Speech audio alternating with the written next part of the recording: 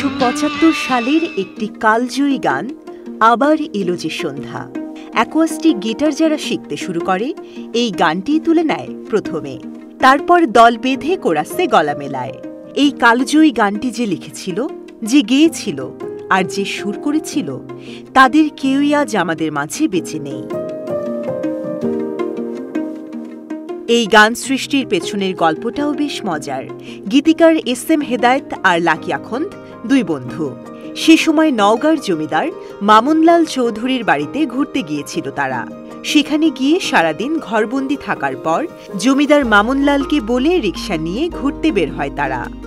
বেরিয়ে দেখল আকাশে রঙিন মেঘ, বেদে মেয়েরা রং ঝলমল শাড়ি পরে হেঁটে যাচ্ছে।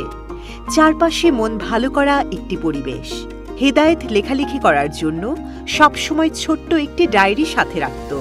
লাকি আখন্দ সুন্দর প্রকৃতি আর চারপাশ দেখে বন্ধুকে অনুরোধ করল কিছু লিখতে। ওয়ালটন ফ্রিজ কিনে অনেকের মতো আপনিও হয়ে যেতে পারেন মিলেনিয়াল। সেরা পণ্যের সেরা অফার। হেদায়েত কিছুক্ষণ চুপ থেকে লাকিকে আবার এলো যে সন্ধ্যা শুধু দুজনে লাইন দুটো শোনায়। লাইন দুটো শুনে লাকি শুরুতে তেমন পাত্তা দিল না। এর কিছুক্ষণ পর চলো না ঘুরে আসি অজানাতে, যেখানে নদী এসে মিশে গেছে। লাইন দুটো শোনালে লাকির মনে ধরে যায়। সেদিনই গানটি লিখে ফেলে এস.এম. হেদায়েত। শেষে অনেক কাটাছেঁড়ার পর লেখা হলো চলো না ঘুরে আসি অজানাতে, যেখানে নদী এসে থেমে গেছে। নওগাঁ থেকে ঢাকায় ফিরে গানটির সুর করার কাজে লেগে পড়ে হেদায়েত ও লাকি। রক অ্যান্ড রোল মাথায় রেখে গানটির সুর তৈরি করে ফেলে লাকি। গানটি তৈরি করার সময় ছোট ভাই হ্যাপিও পাশে ছিল। সে গানটি তুলে নেয় নিজের কণ্ঠে। লাকি ও হেদায়েতের পছন্দ হয়ে যায়।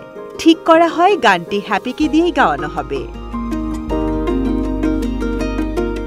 এর কিছুদিন পর বাংলাদেশ টেলিভিশনে নওয়াজিশ আলী খানের একটি অনুষ্ঠানের জন্য 3টি গান দরকার হয়। তখন লাকিকে না জানিয়েই পুরনো 2টি গান কে বাঁশি বাজায় রে এবং এই পৃথিবীতে আসে যারা, এর সাথে আবার এলো যে সন্ধ্যা গানটি রেকর্ড করিয়ে নেয় হ্যাপি। রেকর্ড করার সময় রিদম প্যাটার্নও বদলে ফেলে হ্যাপি। রেকর্ডের পর লাকিকে জানানো হয় টেলিভিশন অনুষ্ঠানের জন্য 3টি গান দরকার হওয়ায় নতুন গানটাও জমা দেয়া হয়েছে। এরপর রেকর্ড করা গানটি শোনানো হয় লাকিকে। শুনেই মুগ্ধ হয়ে যায় সে। খুশিতে রাগ অভিমান সব মুছে ফেলে।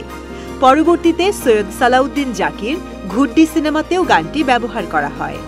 এর পরের ইতিহাস সবারই জানা। বাংলা ব্যান্ড ও পপ সঙ্গীতের সর্বকালের সেরা জনপ্রিয় গানগুলোর তালিকায় স্থান পায় আবার এলো যে সন্ধ্যা গানটি।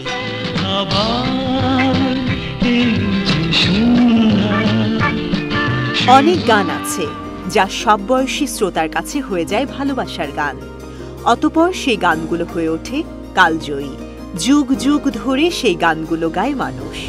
কাজের ফাঁকে একটু অবকাশে, পথ চলতি রাস্তায় অথবা গানের মঞ্চে প্রিয় গায়কের সাথে কণ্ঠ মিলিয়ে একাত্ম হয়। লাকি আখন্দের সুর করা এই গানটিও ঠিক সেরকম।